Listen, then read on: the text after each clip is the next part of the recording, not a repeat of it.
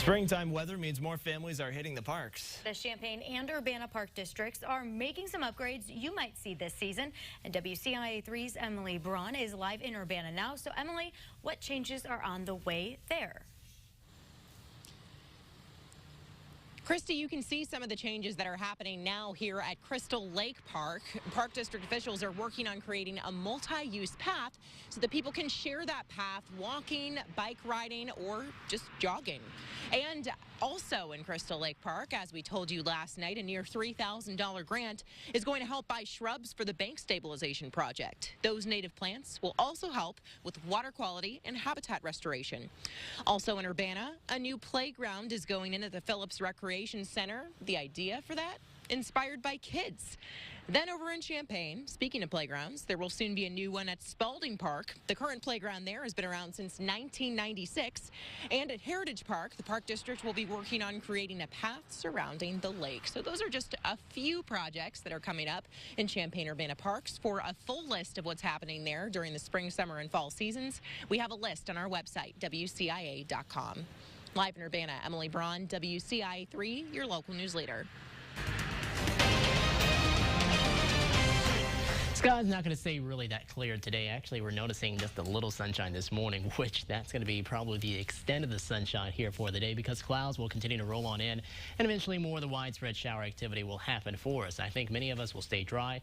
If you're farther to the west right now, getting closer to Macon County and more into Sangamon County, showers, more of a possibility into the morning and then probably a few isolated showers heading home. So if the kids are not getting wet this morning, make sure to pack the rain gear with them so that they will be dry on their way back to their homes. Now, looking at your forecast as we go on into the day, we're going to notice more of these cloudy skies like we're seeing here in Champaign, currently on your Roofing Algonquin Adams Memorial Skycam.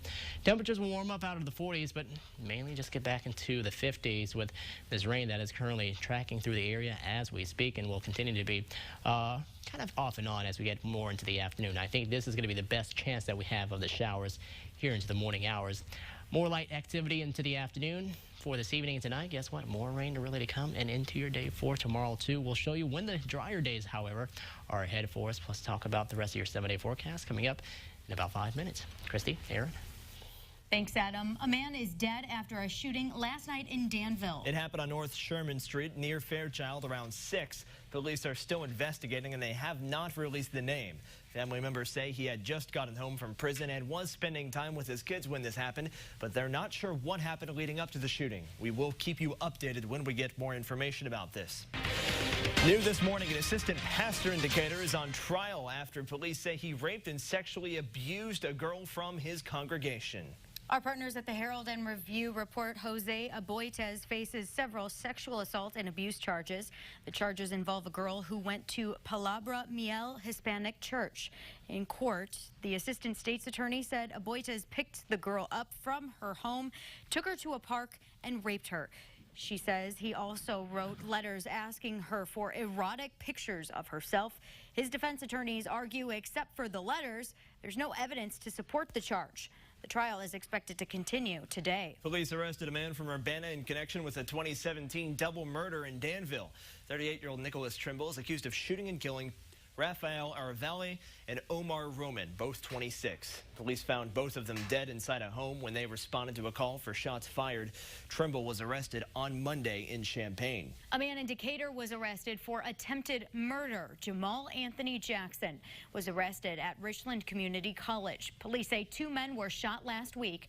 Both are expected to be okay. U.S. Marshals Fugitive Task Force and Richland Police helped Decatur police make this arrest. Jackson is being held at the Macon County Jail. After another attack on worshipers overseas, some in Springfield are looking to protect places of worship at home. Hundreds of Christians were killed in Sri Lanka on Easter Sunday. The House unanimously passed a bill that would add charges for violent crimes committed in a holy place. People who use a weapon in the religious institution would serve up to 15 years in prison. And an interfaith vigil will be held tonight in Springfield for the victims of the Sri Lanka bombings. It's happening at the First Presbyterian Church of Springfield at 5:30. All are welcome to join. 2 people were taken to the hospital after their SUV crashed outside of the Douglas County Sheriff's house. The sheriff says he was outside when the crash happened. The driver is suspected to have overdosed while driving and then lost control of the car. The sheriff and his dad began CPR, and Arcola police administered 2 doses of Narcan when they got there. The driver was flown to the hospital. A passenger was taken to a different hospital.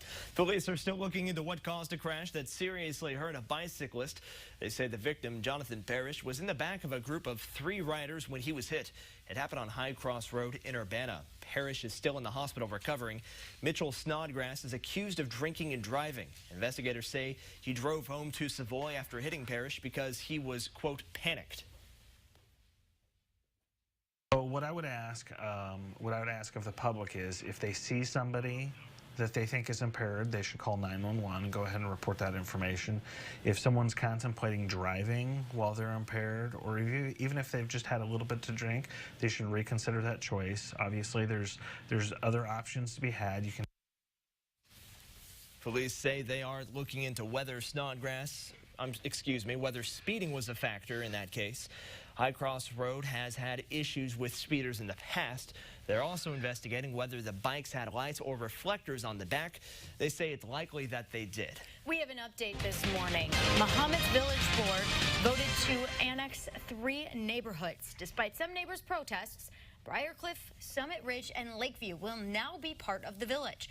People living there will now have to pay a village property tax. This decision means the village will have a larger population, of course, and that means they can get more money from the state. New this morning, crews will start removing asbestos from a part of Central High School today.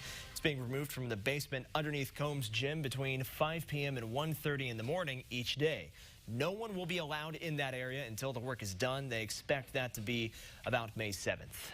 That will wrap up the morning show on WCIA 3, but coming up, when we make the switch to WCIX for the 7 and 8 o'clock hours of the morning show. We got a furry friend from Hospice Arts stopping by today. You can meet Duncan coming up in our Pet on the Set segment. But before we get to all of that, let's get to 7-day forecast with Adam.